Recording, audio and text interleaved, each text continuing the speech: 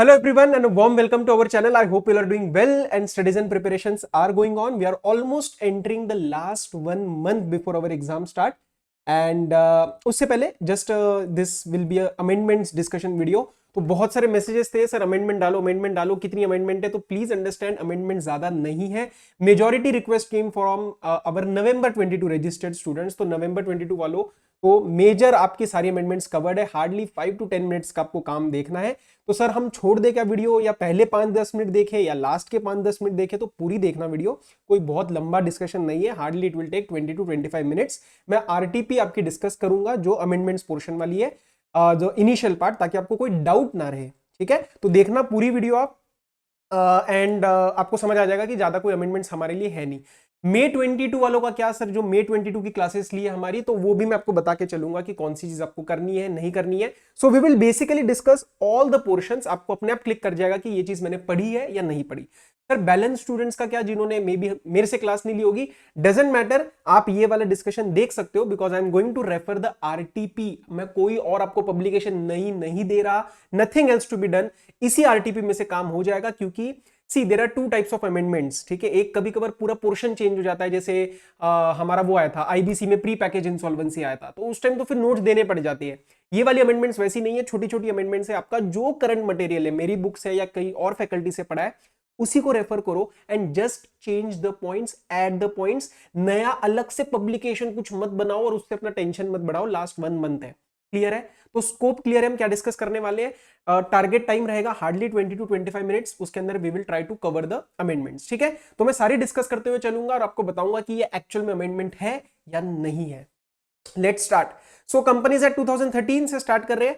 First इन्होंने बताया rule number 4 omit हुआ है of our chapter meetings of board. वो ऑलरेडी पहले ही अमेंडमेंट आ चुकी थी, इन्होंने रिपीट करी है. The matters not to be dealt with in a meeting through video conferencing. ये अब हट चुका है, रूल हट चुका है. All the matters can be dealt, so this is not an amendment. Second, इन्होंने फॉरेन कंपनीज के केस में, जो हम कंपनीज इनकॉर्पोरेटेड आउटसाइड इंडिया पढ़ते हैं, उसके अंदर उन्होंने नोटिफिकेशन डाली थी with respect to non applicability of 387 to 392. क्या ये नया अमेंडमेंट है? Answer is no. ये मैं मे 22 में भी हम डिस्कस कर चुके हैं. सो this is also not a new amendment. आप इसको छोड़ सकते हो, प्रोवाइडेड ऑब्वियसली मे 22 का अमेंडमेंट्स आपने अपडेट किया हुआ है. Otherwise you can refer to my May 22 video. Next, इन्होंने डाला है with respect to again that particular chapter, explanation डाली थी with respect to the meaning of electronic based offering of securities. क्या होता है, जो हम सेक्शन 2 क्लॉज 42 के रिस्पेक्ट में रीड करते हैं, एंड आईएफएससी के रिस्पेक्ट में एक एग्जामिशन था, वो भी again this is not a new amendment, already covered in May 22. Next, appointment and qualification of director amendment rules. इसके द्वारा उन्होंने with respect to the data bank जो पूरा मेंटेन किया जाता है with respect to independent directors, उसमें कुछ एग्जेम्पशंस डाले थे टेस्ट से, जो टेस्ट पास करना पड़ता है. क्या ये नया अमेंडमेंट है? Answer is no. ये सारे पुराने अमेंडमेंट्स इन्होंने रिपीट करे हैं. ये मे 22 में हम कवर कर चुके हैं ये सारे पॉइंट्स. तो अगर आपने मे 22 की अपडेट नहीं करे है, तो मे 22 का आप वीडियो देख लो एंड उसमें से अपडेट कर लो. नवंबर 22 के लिए एज सच अमेंडमेंट नहीं है, इन्होंने रिपीट किया है, नॉट एन अमेंडमेंट. अच्छा सर, निधि वाले में अमेंडमेंट्स है, निधि वाले में अमेंडमेंट्स है.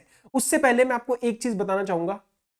आपको रूल 3 जिसको हमने क्लास में किया है लेकिन अलग से स्पेसिफिक रेफरेंस नहीं दिया, उसको मैं एक दो चीजें आपको फिर से बताऊंगा कि आपको रीड करनी है before you go to the exam. Majority उसमें तो करवा दिया है, बट मे 22 वालों जरा ध्यान दो जिन्होंने मेरी क्लास ली है.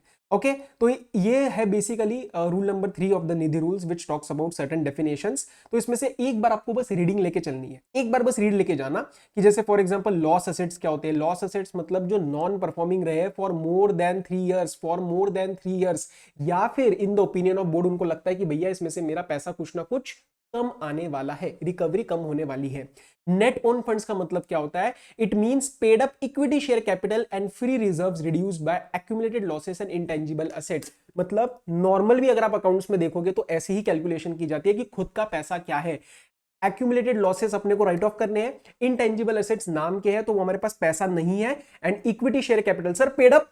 निधि is not allowed to issue paid up, क्या रहा preference share capital. Nidhi is not allowed to issue preference share capital, तो वो डाउट आपका नहीं आना चाहिए. तो equity share capital plus free reserves minus accumulated losses minus intangible assets से 4 आप बना के जस्ट एक लिख सकते हो. नवंबर 22 में मैंने क्लास में डिस्कस कर लिया था. अच्छा, provided that the amount representing the proceeds of issue of preference share shell not be included for calculating net own funds. मतलब रूल से पहले अगर किसी के पास प्रेफरेंस शेयर कैपिटल हो तो आप उसको इंक्लूड मत करना, और प्रेफरेंस शेयर वैसे तो अलाउड ही नहीं है to the Nidhi company. Clear है? नॉन परफॉर्मिंग असेट मतलब जहां से हमारा पैसा नहीं निकल रहा है, एंड फॉर 12 मंथ्स मतलब 12 महीने तक उसकी क्लासिफिकेशन होती है 12 more than 12 months. Standard asset मतलब पैसा आ रहा है। सब स्टैंडर्ड असेट मतलब which is a non performing asset.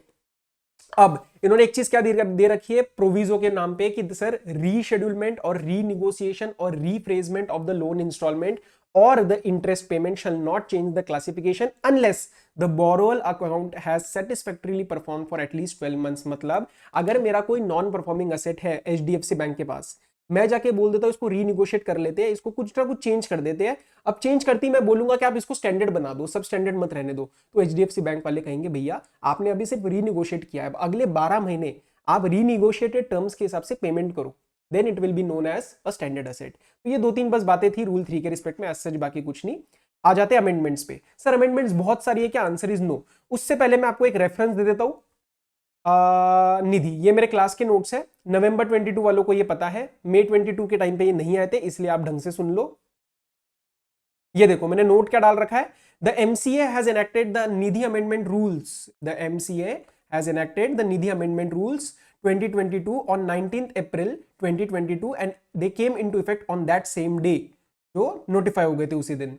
As per our relevant period of amendments applicable, that is till 30th April, these shall be a part of our course. If, however, ICAI does not prescribe this amendment, I will notify it via an amendment video on our YouTube channel, जो कि ये डल रही है। And in the notes below, the amendments have been duly incorporated. अब sir May 22 वालों को क्या करना है? सर May 22 वालों को जो मैं अभी अमेंडमेंट्स आपको डिस्कस करने वाला हूं from this particular publication of ICAI, ये आपको अपने अपने नोट्स में, जो मतलब आप मेरी बुक यूज कर रहे हो उसमें you have to update it. ठीक है, अमाउंट्स चेंज करने, फिगर्स चेंज करनी है। सर नए नोट्स की जरूरत है क्या? नहीं, जरूरत नहीं है, so don't worry on that part. And sir November 22 वालों को क्या करना है? तो नवंबर 22 वालों को कुछ नहीं करना है, बल्कि एक चीज कम पढ़नी है। क्या? जो हमने रूल नंबर 3B किया था, ये वाला रूल आपको कम करना है। क्यों? क्योंकि आईसीएआई ने ये दिया ही नहीं है, तो आपने तो ज्यादा ही पढ़ रखा है, बाकी सारे आपके अमेंडमेंट है, nothing else to be done, सब कुछ अमेंडेड है आपके लिए। ठीक है, छोड़ना मत वीडियो, स्टिल देखते रहना, थोड़ा रिवाइज ही हो जाएगा। एंड सर बैलेंस स्टूडेंट्स तो फिर आप देखने वाले हैं, अभी आरटीपी तो हम डिस्कस कर ही रहे हैं। क्लियर है? So let's start with the amendments. अच्छा, these rules are known as Nidhi amendment rules, ये सब ठीक है। रूल 3 के रिस्पेक्ट में जो मैंने आपको बोला कि डेफिनेशन से, उसमें एक छोटी सी डेफिनेशन ऐड हुई है कि branch means a place other than a registered office of Nidhi. तो इसमें कोई बड़ी बात नहीं है, जस्ट ऐड हुआ तो समझ लो, एक क्या पता डेफिनेशन पूछ लेंगे कि रजिस्टर्ड ऑफिस को छोड़ के कुछ भी जो रहेगा वो मेरी ब्रांच रहेगी। ओके, अच्छा, in rule 4 of the said rules for the words 5 lakh rupees the words 10 lakh rupees shall be substituted. Sir ये क्या था? आपका share capital, equity share capital. ये दिखा देता हूं मैं आपको एज इट इज नोट से, ताकि कोई डाउट ना रहे। इनकॉर्पोरेशन एंड इंसिडेंटल मैटर्स में जब हम पढ़ते हैं, so please understand the minimum paid up equity share capital. Sir equity क्यों बोल रहे हैं भाई? प्रेफरेंस शेयर कैपिटल अलाउड नहीं होती, तो ये अब 10 लाख रुपए हो चुकी है, पहले 5 लाख रुपए होती थी। और सर जहां पे भी whenever there will be any amendment rules, whenever there will be any change in the limits, always there shall be some transitional provisions, because what about the existing निधि? तो existing निधि मतलब 19 अप्रैल 22 को जो निधि एग्जिस्ट करती है उसको ये कब कंप्लाई कराना है? With in 18 months. तो हर जगह ट्रांजिशनल प्रोविजंस आप देखोगे 18 मंथ्स ही दिखेगा। So every Nidhi existing on the date of commencement of the Nidhi amendment rules, that is 19th April, shall comply with this requirement within 18 months from the date of such commencement. वही चीज आपको यहां पे लिख रखी है। ये रहा हमारा रूल नंबर 4। रूल नंबर 5 में एक सब रूल ऐड हुआ, the provisions of this rule shall not be applicable for Nidhi incorporated on or after the commencement of these rules. Sir समझ में नहीं आया, पहले तो रूल नंबर 5 पे आ जाओ। अरे भाई कहा गया, रूल नंबर 5 पे आओ। ये जो सारी कहानी लिखी है ना, minimum number of members, net on funds, ये सारा होने के बाद उन्होंने एक रूल डाल दिया। क्या? एग्जेम्पशन के नाम पे देखो, the provisions of this rule shall not be applicable for the companies incorporated as Nidhi on or after the commencement of Nidhi amendment rules 2022। Sir ये समझ में नहीं आया, मतलब 19 अप्रैल और उसके बाद वाले जो निधि है उनको ये सब कंप्लाई नहीं कराना, मतलब उनके लिए नेट ऑन फंड्स, ये मेंबर्स और इन सब का क्या होगा? सर उनके लिए ना एक नया रूल आ गया था 3B, जो उन्होंने आईसीएआई ने इस वाले में आपको डाला नहीं है, लेकिन हमने क्लास में कवर कर रखा है। तो जो नवंबर 22 वाले हैं उनको ये क्वेरी नहीं आएगी, May 22 एंड बैलेंस स्टूडेंट्स को आ सकती है। तो मैं बता दूं कि उनके लिए नया रूल आ चुका है, लेकिन ये नया रूल आईसीएआई ने आपको नहीं बताया, इसीलिए कंफ्यूजन मत रखना। ठीक है, तो आपको पढ़ने की भी जरूरत नहीं है, इसके अंदर सारी बातें हैं, नेट ऑन फंड्स है, सब कुछ है, मेंबर्स है, एवरीथिंग इज देयर। ओके, तो ऐसा नहीं है कि उनके ऊपर ये रूल्स नहीं लग रहे, उनके ऊपर नया रूल लग रहा है जो आपको नहीं पढ़ना है लेकिन प्रैक्टिकली चल रहा है। क्या ये बात क्लियर है? हाँ सर, आगे बढ़ते हैं। ओके, रूल 6 जो हम कुछ रिस्ट्रिक्शंस लगाते हैं, सर कहाँ लगाते हैं रिस्ट्रिक्शन, जरा दिखाओ। ओके भाई, ओके, आ जाओ रूल नंबर 6 पे, नीचे हो जा फटाफट। जनरल रेस्ट्रिक्शंस और प्रोहिबिशंस। सर रेस्ट्रिक्शंस और प्रोहिबिशंस अलग अलग होते हैं? ऐसे सवाल मत पूछो, एक महीना रहता है पेपर के लिए। तो रेस्ट्रिक्शंस और प्रोहिबिशंस अलग अलग होते हैं, कुछ चीजें बोली गई है कि नहीं कर सकते, कुछ बोली गई है ऐसे करने के बाद ऐसे कर देना, तो वो मिला के निधि के ऊपर कुछ प्रोविजंस लगाए गए हैं। उसके अंदर दो जगह अमेंडमेंट है, एक क्लॉज नंबर डी में और एक नया क्लॉज ऐड हुआ है। तो डी वाले में क्या है, पढ़ो। द निधि, मतलब ऊपर नो निधि से स्टार्ट होगा, no Nidhi shall acquire or purchase securities of any other company or control the composition of board of directors of any other company in any manner whatsoever or enter into any arrangement for the change of its management. पहले क्या होता था, कुछ allow कर देते थे कि चलो आप ऐसे अप्रूवल लेके ये सब कर दो, अब बिल्कुल मना कर दिया, आप कर ही नहीं सकते, किसी की भी अप्रूवल नहीं ले सकते। आप कोई अपना मैनेजमेंट चेंज करने के लिए अरेंजमेंट में नहीं एंटर कर सकते, आप किसी और कंपनी के सिक्योरिटीज परचेज करके उसको कंट्रोल नहीं कर सकते, आप किसी का बोर्ड ऑफ डायरेक्टर्स का कॉम्पोजिशन कंट्रोल नहीं कर सकते, क्योंकि आपका काम है आपके मेंबर्स के लिए काम करना, आप दूसरे कंपनी को क्यों कंट्रोल कर रहे हो? ठीक है, तो ये कंप्लीट प्रोहिबिशन हो गया, पहले रेस्ट्रिक्शन था, अब कंप्लीट प्रोहिबिट कर दिया। और एक और नया प्रोहिबिशन लगाया, क्या? नो निधि, ऊपर से पढ़ते रहना, no Nidhi shall raise loans from banks और फाइनेंशियल इंस्टीट्यूशंस और एनी अदर सोर्स। प्लीज, ये एमसीक्यू में बात पकड़ी जा सकती है, एनी अदर सोर्स में सब कुछ कवर कर लिया। मेरे से एक इंसान से भी लोन नहीं ले सकते, एक इंडिविजुअल से भी लोन नहीं ले सकते, क्यों? For the purpose of advancing loans to members of Nidhi. So we are talking and we are saying to the Nidhi that if you have the funds, then give loans to the members. Don't take borrowings and then give the loans to the members. क्या बात clear है? तो ये एक नया add हुआ है, यही चीज आपको इसके अंदर मिल जाएगी। देख लो, आफ्टर क्लॉज के ये नया ऐड हुआ और ये वाला थोड़ा सा चेंज हुआ, सब्स्टिट्यूट होके चेंज हुआ। ठीक है, तो इसमें भी कोई खास चेंज नहीं है, ओके है। अच्छा, रूल 8 में एक सब रूल 3 के बाद एक नया सब रूल ऐड हुआ। तो सर पहले तो हमें रूल 8 दिखाओ ताकि हमें थोड़ा रिकॉल हो कि हमने क्लास में करा क्या है। रूल 8 ये रहा, मेंबरशिप के रिस्पेक्ट में। मेंबरशिप के रिस्पेक्ट में सारी बातें पढ़ने के बाद एक नया ऐड हुआ रूल, क्या? पढ़ो जरा, बहुत आसान है। रेस्ट्रिक्शन लगा रहे हैं कि भैया तू अपनी 50% से ज्यादा शेयर होल्डिंग मत बेच। तो पढ़ो, a member shall not, allowed ही नहीं है, क्या? Shall not transfer more than 50% of his share holding as on the date of availing of loan or making of deposit. अगर मैं आज डिपॉजिट करता हूं पैसा या फिर आज मैं लोन लेता हूं, उस दिन अगर मेरे पास 100 शेयर्स है तो मैं 50 तक शेयर सेल कर सकता हूं, 51 नहीं कर सकता, क्योंकि मैं इसके अंदर गिर जाऊंगा। मैं मोर देन 50% शेयर होल्डिंग नहीं बेच सकता, कब? During the subsistence of such loan और डिपॉजिट। तो जिस भी टाइम तक मेरा कोई डिपॉजिट चल रहा है, मैंने एफडी वगैरह करा रखी है या फिर मैंने लोन लिया हुआ है, तो उस टाइम तक मेरे को ये रेस्ट्रिक्शन है। अगर एक चीज ये अगर खत्म हो जाता है, मतलब आप डिपॉजिट वापस ले लेते हो, मैच्योर हो जाता है, या फिर यू रीपे द लोन, उसके बाद बेचो, अपने 80% बेचो, 90% बेचो, हमें क्या? क्लियर? एज द केस में B. And the member shall retain the minimum number of shares required by rule 7 sub rule 3 at all times. ये बोलने की जरूरत नहीं थी, ये छोड़ दोगे तब भी सच कोई अमेंडमेंट नहीं है। ये 7 रूल 3 यहाँ पे बता रखा है कि भैया कितने मिनिमम शेयर रखने हैं, तो ये तो फिर रहेगा ही, इसमें थोड़ी ना कोई मतलब टेंशन वाली बात थी। ठीक है, इन्होंने क्यों क्लैरिफाई किया पता है? क्योंकि हमने बोला ना कि ड्यूरिंग द सब्सिस्टेंस आप मत बेचना, बाकी टाइम आप जितना मर्जी बेचो, तो भैया इतना मत बेच देना कि आपका मिनिमम शेयर होल्डिंग खत्म हो जाए। बस एक क्लैरिफिकेटरी है, इतना कोई बड़ी बात नहीं थी। ठीक है, आगे बढ़े। हाँ सर, रूल 9 में 10 का 20 हुआ। सर ये नेट ऑन फंड्स की बात कर रहे हैं, सर दिखाओ जरा रूल 9 हमें लेके आओ जरा। अरे भाई एक से, ओके, रूल 9 मैंने इसमें कहा डाला, ये नेट ऑन फंड्स। अब नेट ऑन फंड्स 10 था, वो 20 लाख हो चुका है, तो मिनिमम 20 लाख और any other higher amount that CG में स्पेसिफाई, तो अभी हमारे लिए नहीं है, अब ये 20 लाख है। और ट्रांजिशन के लिए कितना टाइम दिया? सर 18 महीने, आपने पहले ही बता दिया था कि जहां जहां लिमिट चेंज हुई है, कमेंसमेंट डेट मतलब 19 अप्रैल 22 से 18 महीने में जो जैसे एग्जिस्टिंग निधि है, जिनका पहले के हिसाब से 10 लाख रहा होगा, उनको 20 लाख पे लेके आना है। और नेट ऑन फंड्स कैलकुलेट कैसे करने मैंने आपको बता दिया है। इक्विटी शेयर कैपिटल ऐड करो, फ्री रिजर्व्स ऐड करो, एक्यूमुलेटेड लॉसेस को माइनस करो एंड एनी इनटेंजिबल एसेट्स को माइनस करो। प्रेफरेंस शेयर आपको लेना ही नहीं है क्योंकि अलाउड ही नहीं होता है। क्लियर? हाँ सर। अच्छा सर, नेक्स्ट पे आओ जरा। रूल 14 में उन्होंने कुछ चेंजेस करे हैं, सर हमें ये बताओ जरा क्या चेंजेस है। ओके, रूल 14 पे भी आ जाते हैं।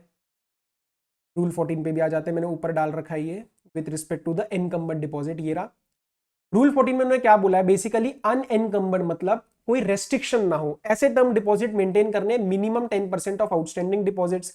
उसके रिस्पेक्ट में अगर अनएनकम्बर्ड टर्म डिपॉजिट्स के रिस्पेक्ट में एक प्रोविजो बता रखा है, एक रूल बता रखा है कि every Nidhi shall invest and continue to keep invested in its own name and amount in this cases, ऐसे में आपको इन्वेस्ट करना है, which shall be minimum 10% of the deposits outstanding at the close of business on last working day of the second preceding month, पिछले से पिछले महीना।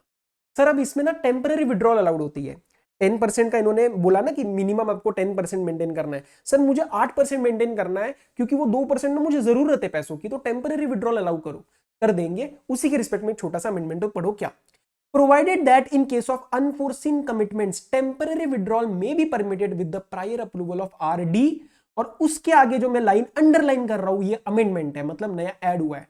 तो by the approval of RD by making application in form NDH Nidhi NDH2 along with the fees of the company's registration office and fees rules 2014। ये portion सिर्फ add हुआ है, तो एज सच अमेंडमेंट नहीं है, बस बोला है कि आप आरडी की अप्रूवल कैसे लोगे, आप फीस पे करो और NDH2 फाइल करो। क्या इतना बड़ा अमेंडमेंट है? Answer is no. तो नवंबर 22 वालों आपको तो ये पता ही है क्योंकि नोट्स में इंक्लूडेड है ऑलरेडी। ठीक है सर, ये रहा bye making application in form NDH2 in rules ये 2014।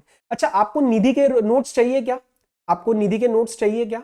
ये वाले नोट्स डलवा दूं? एक काम करता हूं, निधि के मेरे वाले नोट्स में एज ए PDF आपको दे देता हूं, कोई इशू नहीं है, ताकि पूरा एक साथ पढ़ लेना। बस प्लीज एक गलती मत करना, रूल 3B मत पढ़ना, रूल 3B मत पढ़ना, ठीक है? रूल 3B मत पढ़ना, आपके लिए ज्यादा हो जाएगा, गलत नहीं होगा, ज्यादा हो जाएगा, कोई इशू नहीं है उसमें। छोड़ दोगे तो कोई फर्क नहीं पड़ेगा क्योंकि ICA ने आपको प्रिस्क्राइब नहीं करा है। क्या बात क्लियर है? हाँ सर, ठीक है। In rule 15 in the sub rule 1 इन्होंने एक नया पॉइंट डाला, that in case of joint shareholders the loan shall be provided to the member whose name appears first in the register of members। अरे भाई अगर joint loan दे रहा हूं, अगर जॉइंट शेयर होल्डर्स को लोन दे रहा हूं, मतलब एक शेयर पे 2 जनों का नाम है, तो फिर मैं किसको एज सच में लोन दूंगा, प्रोवाइड किसको करूंगा, पैसा किसको दूंगा? जिसका नाम पहले आ रहा है in the register of the members. तो क्या इसमें कोई बड़ी बात नहीं? ये बेसिकली लोन की बात करता है। सर नोट्स दिखाओ, हमें तो नहीं याद आ रहा। अरे भाई नोट्स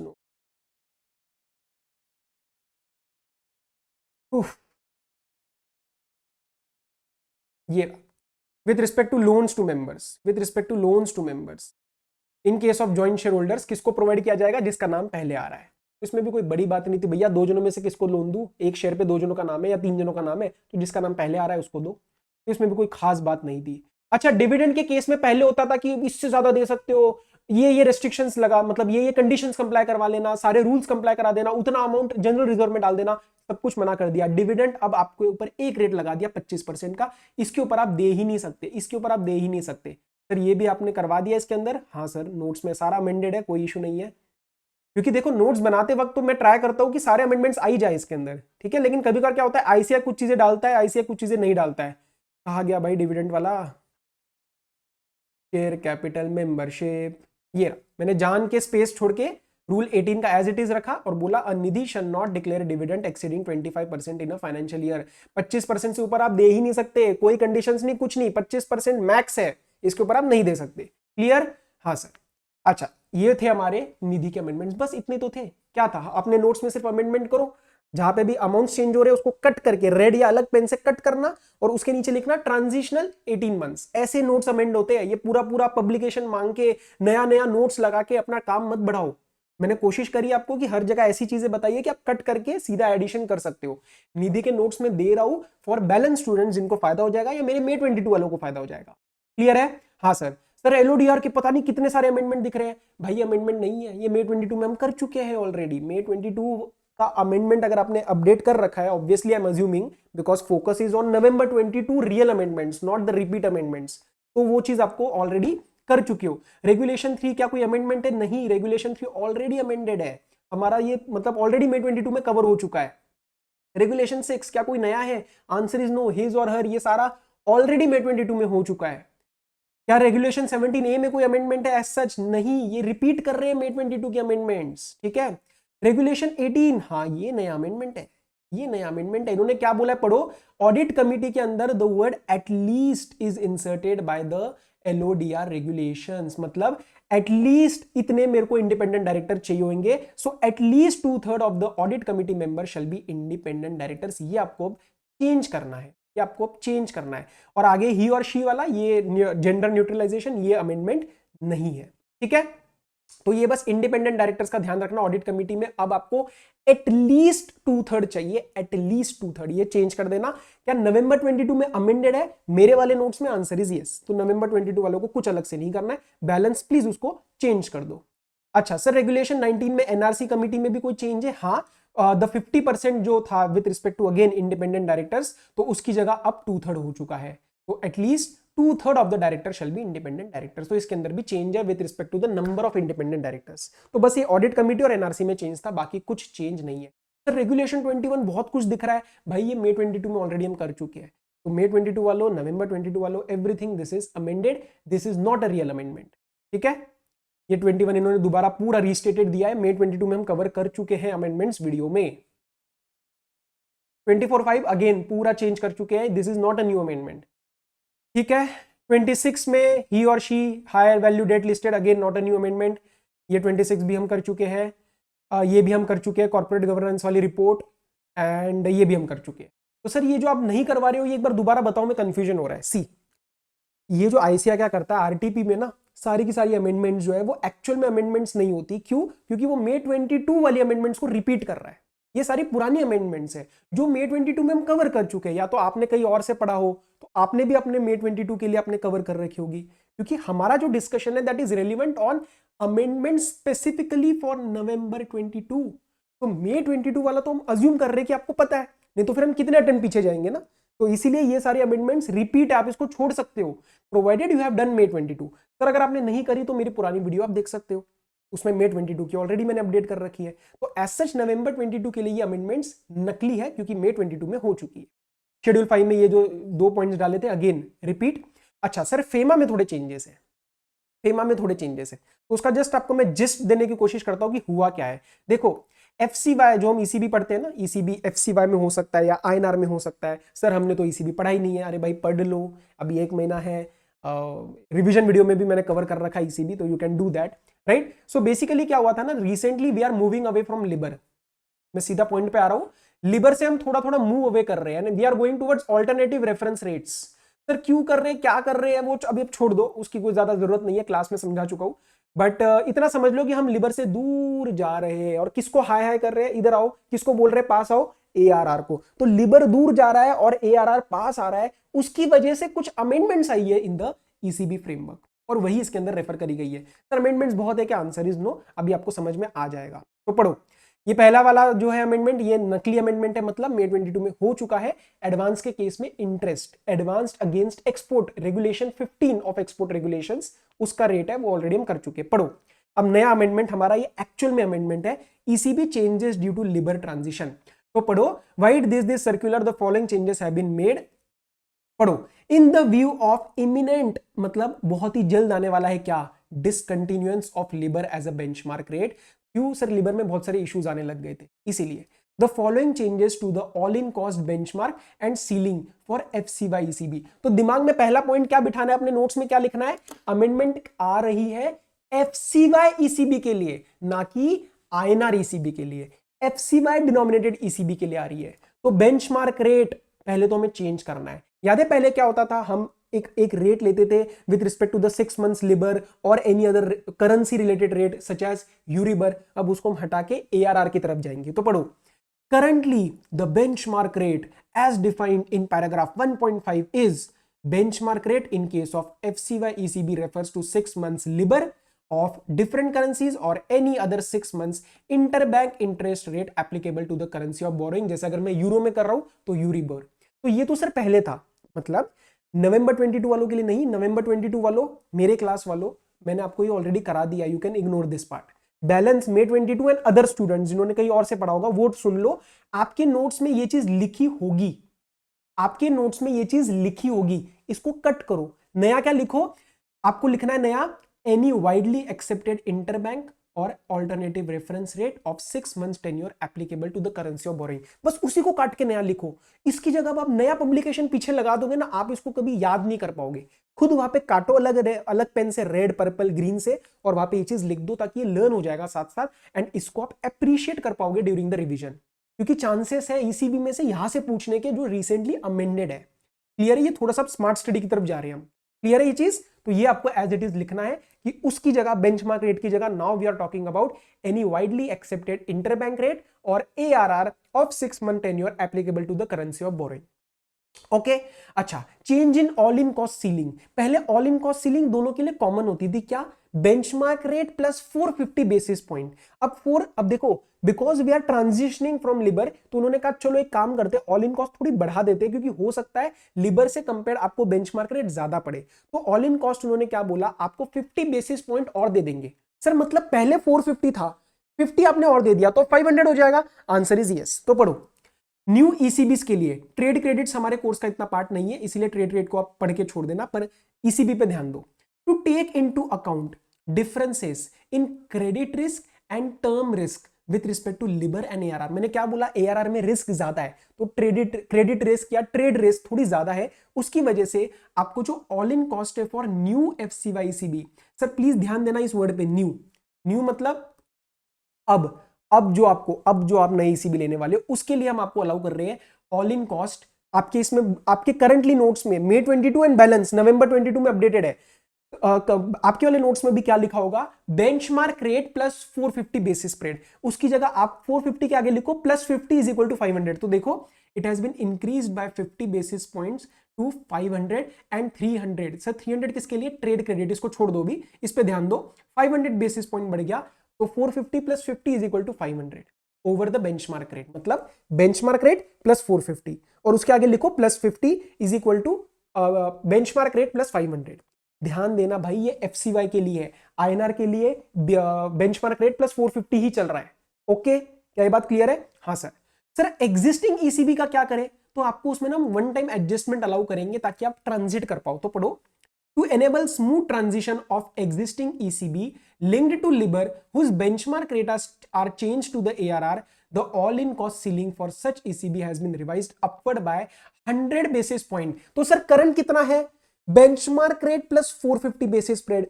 450 में मैं 100 ऐड कर रहा हूं सर, लेकिन अभी तो आपने बोला 50।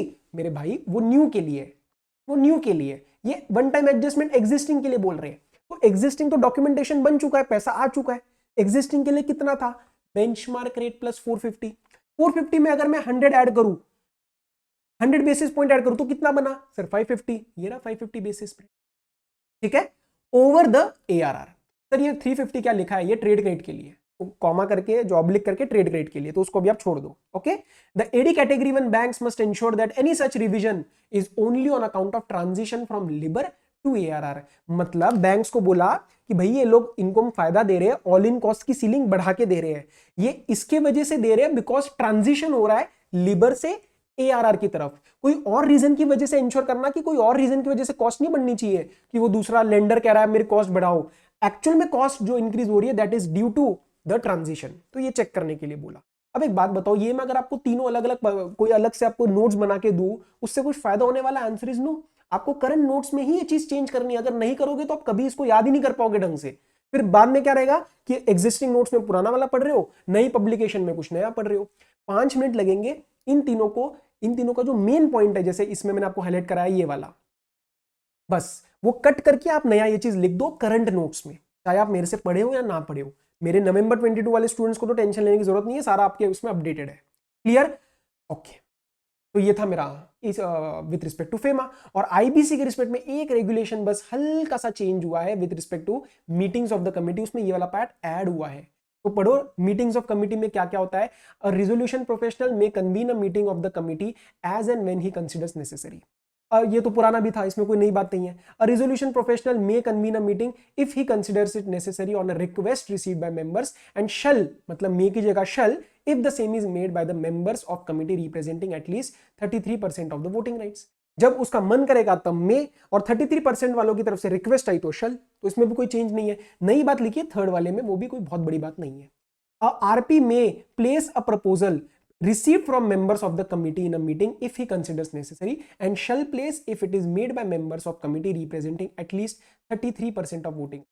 तो जैसा मीटिंग रखने वाली बात थी वैसा ही मीटिंग के अंदर कोई प्रपोजल रखने वाली बात ऐड करी गई है, इससे ज्यादा कोई चेंज नहीं है। सर ये क्या नवंबर 22 वालों को करना है? आंसर इज यस, ये वाली चीज आपको करनी है, बिकॉज आई फ्रेंकली थॉट कि आईसीआई इसको नहीं देगा, बट दे दिया तो कोई बात नहीं, एक छोटा सा पैराग्राफ है उसी के आगे ऐड कर दो कि सेम मे और शल में उसका मन किया तो शल अगर 33% वालों ने किया तो same rule shall apply with respect to keeping the proposal received by them. बस ये लाइन ऐड कर दो। इसमें आपको क्या नया पब्लिकेशन चाहिए? तो क्लियर है कि मैंने आपको नया पब्लिकेशन इसका पूरा बना के क्यों नहीं दिया, क्योंकि आधे से ज्यादा तो अमेंडमेंट है ही नहीं।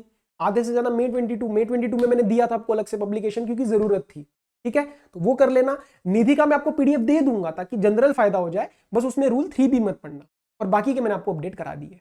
क्लियर है? And that is precisely the reason क्योंकि मैंने पहले अमेंडमेंट्स क्यों नहीं डाली भाई, अमेंडमेंट इतनी है ही नहीं, हार्डली देखो मैं कितना टाइम लगा, आपके अमेंडमेंट के नोट्स भी रेडी हो गए, मतलब आपने अपडेट भी कर दिया। इसके सिवाय हाँ क्वेश्चंस आपको करने हैं, सर क्वेश्चंस भी करा दो। सी पूरी स्पून फीडिंग करूंगा ना तो आप मेहनत नहीं करोगे, आप क्वेश्चंस करो, कोई डाउट आता है तो पूछो ना मेरे से।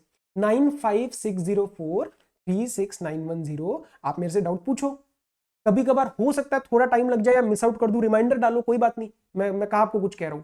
9560436910 most welcome, you can ask me कुछ भी आपके क्वेरीज हो, जनरल क्वेरीज हो।